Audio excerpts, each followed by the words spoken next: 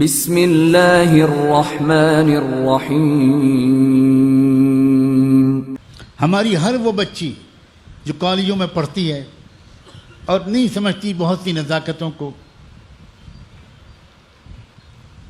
عمر کم ہے، تجربات کم ہیں، ابھی میچورٹی نہیں ہے، اور ایک عمر ہوتی ہے جس میں ہر لڑکے اور لڑکی کے اندر ایک جذبہ جاگتا ہے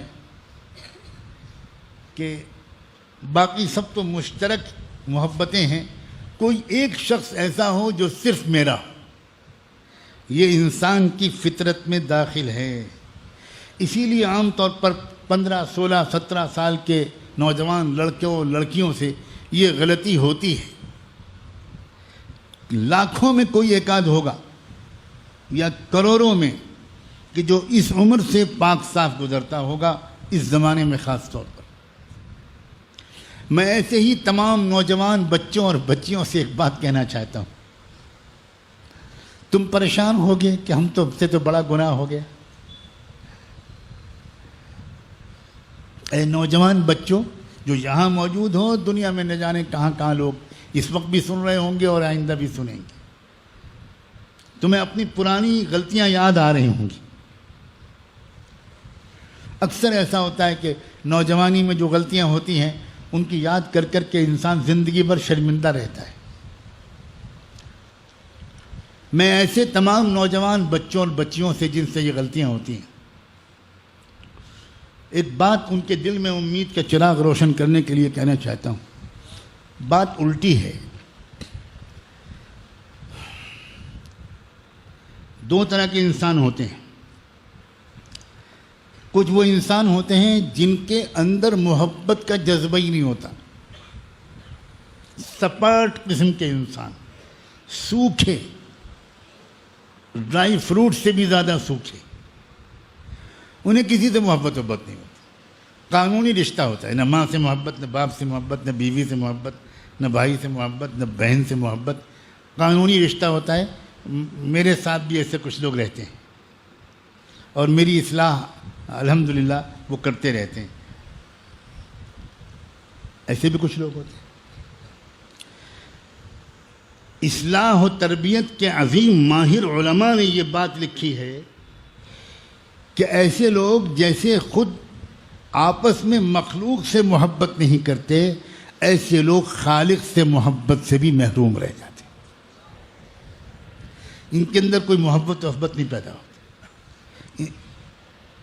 جوہر محبت ہی ان کے اندر نہیں ہوتا، وہ ڈنڈا لے کے پیدا ہوتے۔ اس لیے ان کی روحانی ترقی مشکل سے ہوتی ہے اور کم ہوتی ہے۔ اس کے برعکس عجیب و غریب بات ہے کہ جن نوجوان بچوں اور بچیوں کے اندر جن کے اندر محبت اور عشق کا جوہر اور مادہ زیادہ ہوتا ہے، ان سے کچھ غلطی اگر ہو جاتی ہے یا وہ کسی بیماری میں مبتلا ہو جاتے ہیں، کسی سے دل لگ گیا، کسی سے دوستی ہو گئی، کسی سے عشق ہو گیا، کوئی یاد آنے لگا، کسی سے میسیجز آنے جانے لگے، تو ایسے لوگوں کا کیس جب خوش قسم کے مولویوں کے پاس جاتا ہے، جو فتوے والے مولوی ہوتے ہیں، تو وہاں سے تو وہی جواب ملتا ہے جو 99 لوگوں کے قتل کرنے والے کو جواب ملا تھا۔ لگتا ہے کہ سب پڑھے لکھے لوگ موجود ہیں، واقعہ سنایا بھی نہیں، پہلے ہی ہنسنے لگے۔ ہو سکتا ہے خود 99 کے قاتل بھی موجود ہوں۔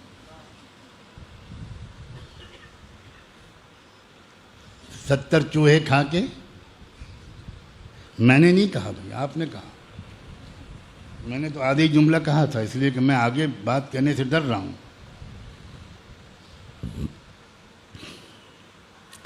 لیکن اسی بلی کو میں حج کی قبولیت کی بشارت دینے کے لیے یہ باتیں کر رہا ہوں۔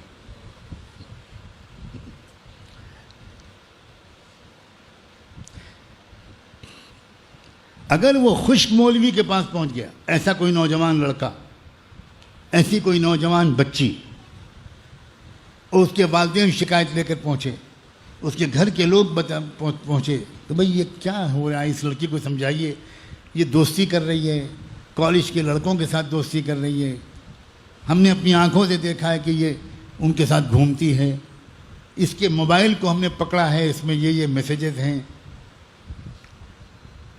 تو اگر یہ کیس خوش مولوی کے پاس پہنچا تو ممکن ہے کہ وہ تو بڑا سخت جواب دے دے کہ جہنمی ہے، فاسق فاجر ہے، مغفرت نہیں ہوگی تیری، کمینی، اور پتہ نہیں کون کون سے الفاظ۔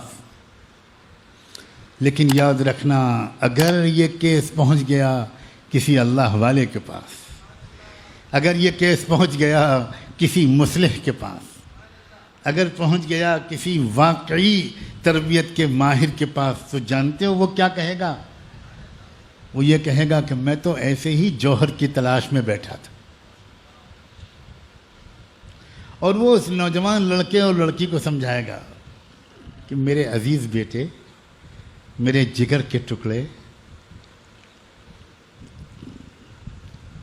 یہ بتاؤ کہ تم ایک لمبی ہمیشہ نبھانے والی محبت چاہتی ہو یا چاہتے ہو، یا وقتی محبت چاہتے ہو؟ بتاؤ کیا چاہتے ہو؟ تمہارا کیا منشا ہے؟ وہ دوستی تم کو اچھی لگے گی؟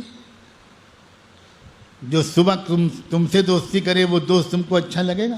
شام کو کسی اور سے دوستی کرے، کل کو کسی اور سے دوستی کرے؟ تمہارے اندر یہ جو محبت کا ایک مادہ ہے، وہ ایسے بے وفا لوگوں کے ساتھ تم محبت میں ضائع مت کرو بیٹا۔ میں تمہارا خیر خواہ، میں تم کو پرسکون زندگی میں کسی سچی محبت کے قدر کرنے والے کے ساتھ، زندگی بھر محبت کو نبھانے والے کے ساتھ خوشیوں بھری زندگی گزارتا ہوا دیکھنا چاہتا ہوں۔ تم ابھی سمجھدار نہیں ہو بیٹا، تم زندگی کی اصل حقیقت کو نہیں سمجھے ہوئے۔ زندگی یہ عشق و حسن کا تماشا نہیں ہے، زندگی فلم نہیں ہے کہ تم جو پردے پر دیکھتے ہو وہی زندگی میں سچائی ہو، وہ نہیں ہے زندگی میں سچائی۔ زندگی کی سچائی یہ ہے کہ تم ایک دن ماں بنو گی، تمہارے بچے ہوں گے، تمہارا شوہر ہوگا، تمہاری ساس ہوگی، تمہاری نند ہوگی، تمہارے رشتہ دار ہوں گے۔ اب بتاؤ کہ وہ محبتیں ایسی اس قابل بن جاؤ کہ سچی محبت کرنے والے تم کو ملیں، محبت نبھانے والے ملیں، یہ زیادہ پسند ہے تم کو میرا عزیز بیٹی؟ تم کس راستے پر مت جاؤ بیٹا، میں تم کو بہت پیار سے سمجھا رہا ہوں۔ یہ راستہ کھوکھلا ہے، اس میں دھوکے باز بہت ہیں، اس میں وقتی طور پر مزہ لے کر اور چوس کر پھینک دینے والے بہت ہیں۔